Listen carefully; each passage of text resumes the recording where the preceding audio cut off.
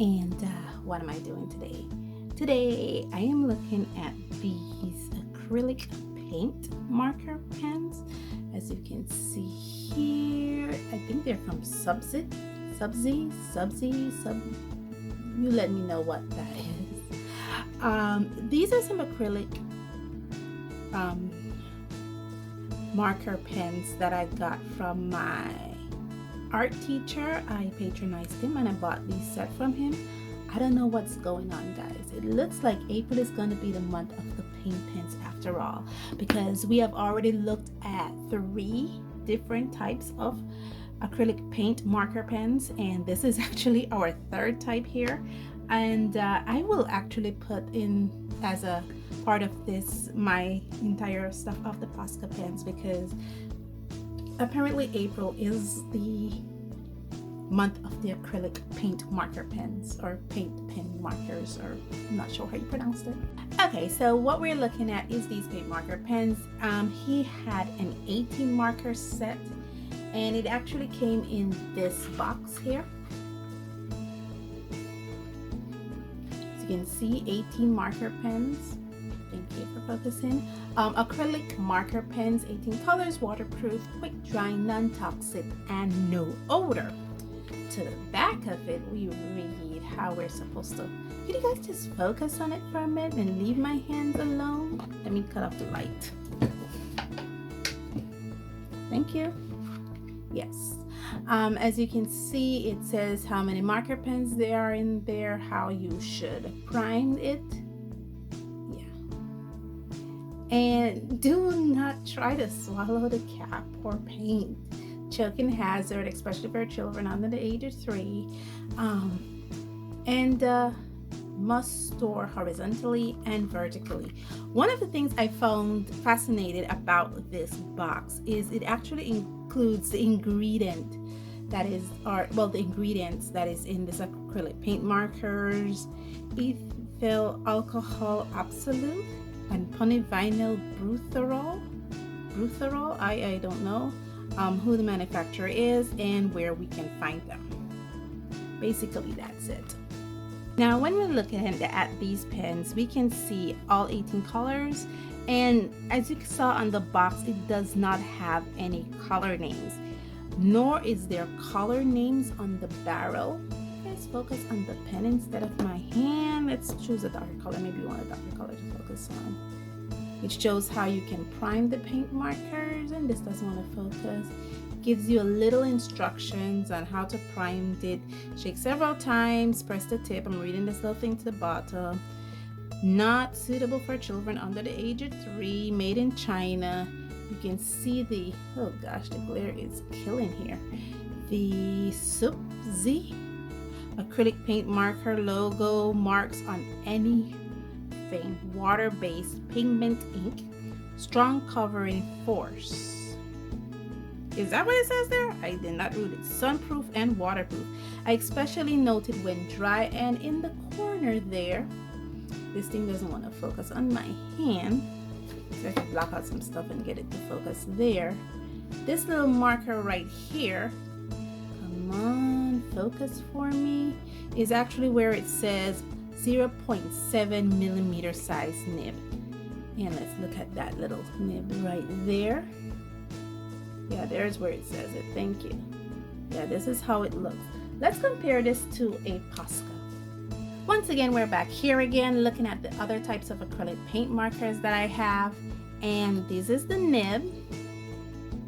Let me put something white there for you to, so it to focus better on it. Yeah, this is the nib of it.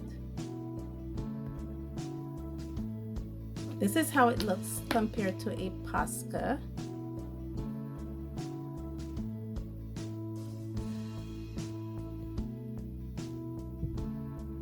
Yeah, there we go. As you can see, it's a bit longer than the Posca nib. It's not really brush nib like. This is another Posca. These are the 1 millimeters. This is it compared to the pointer. Thank you. This is it compared to the pointer paint markers, the normal one, not the glitter one like this one. This is it compared to the Zaire.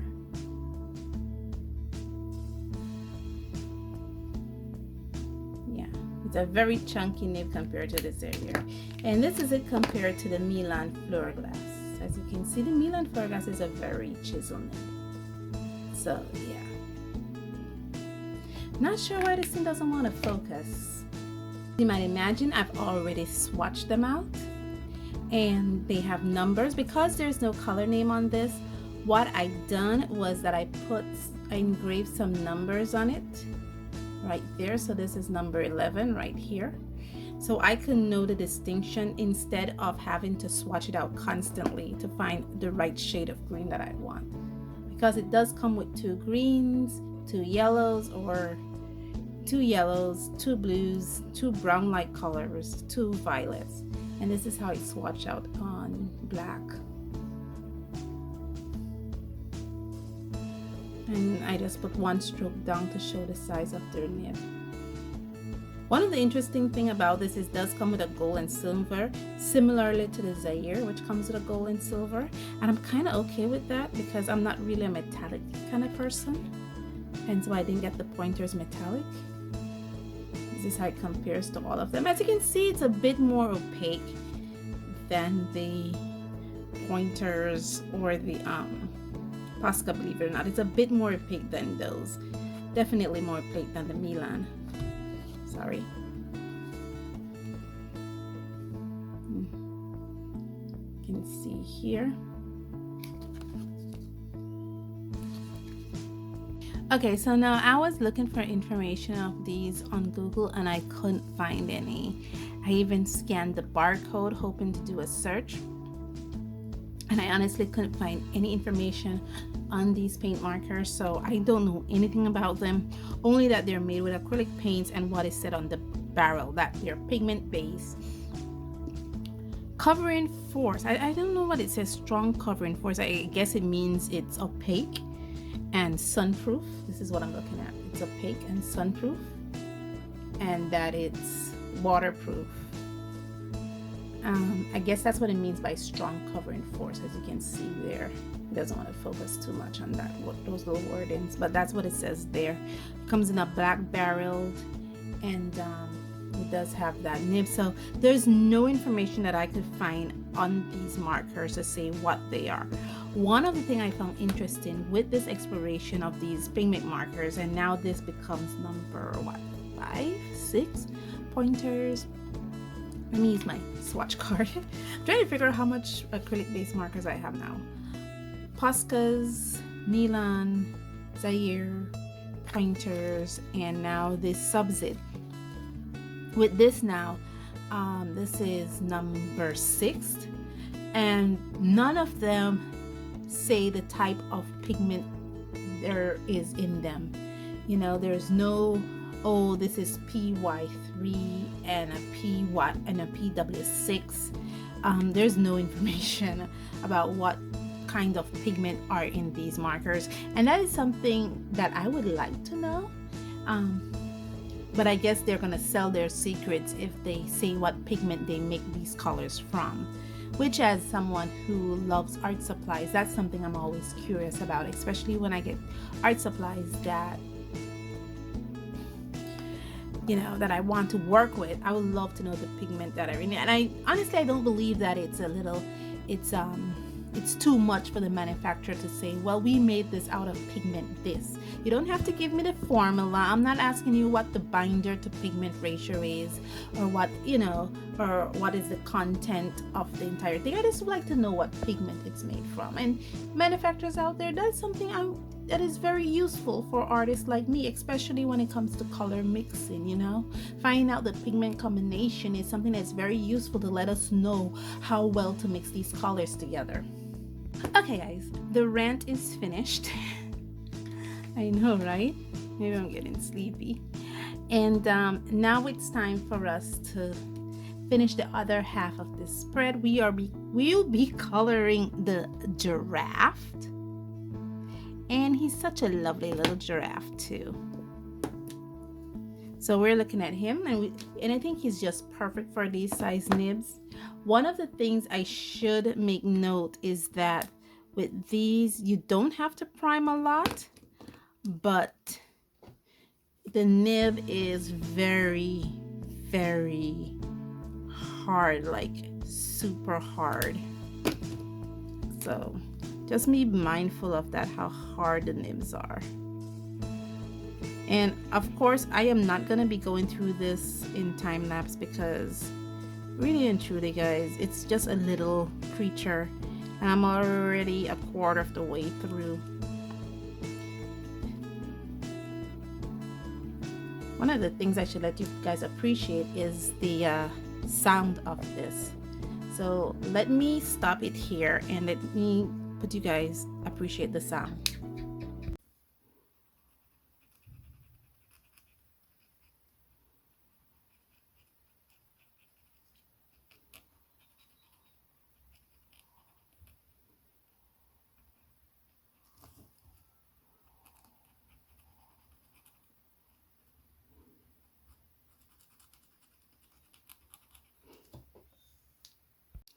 Okay, I hope you were able to hear it. It's, you know, really kind of scratchy. This paper, of course, as I mentioned, as before in the Zaire review, is primed with gesso. So it is kind of non-permeable. It won't absorb ink as readily as the other type of papers. And I think the giraffe is beautiful because the giraffe has a lot of small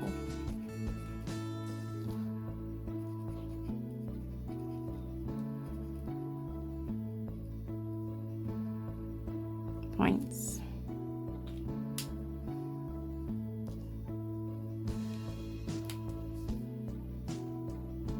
Okay, this is the orange.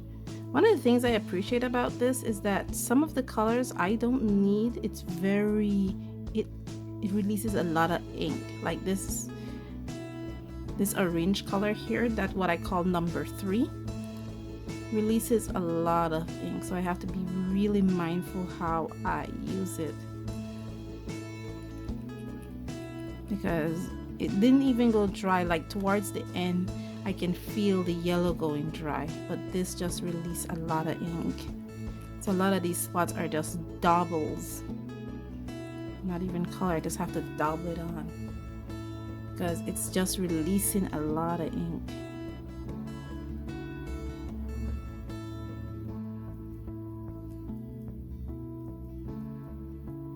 Mindful. Because it released a lot of ink, I am fearful that it won't dry as easily as it claimed to be, because it does claim to be quick drying, but because this one releases so much ink, I don't think it is quick drying. I believe this one is what I call number 2. It's a darker yellow, or a warmer yellow I should say, and the number 1, which is a very, I always get that confused. It's not a warm yellow, it's a cooler yellow versus the number 1, which is a warmer yellow. It's so more better for me to say hot and cold than warm and cool.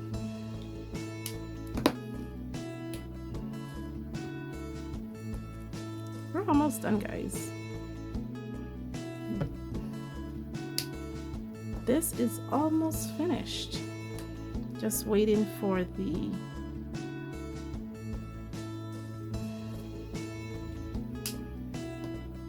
to dry a bit.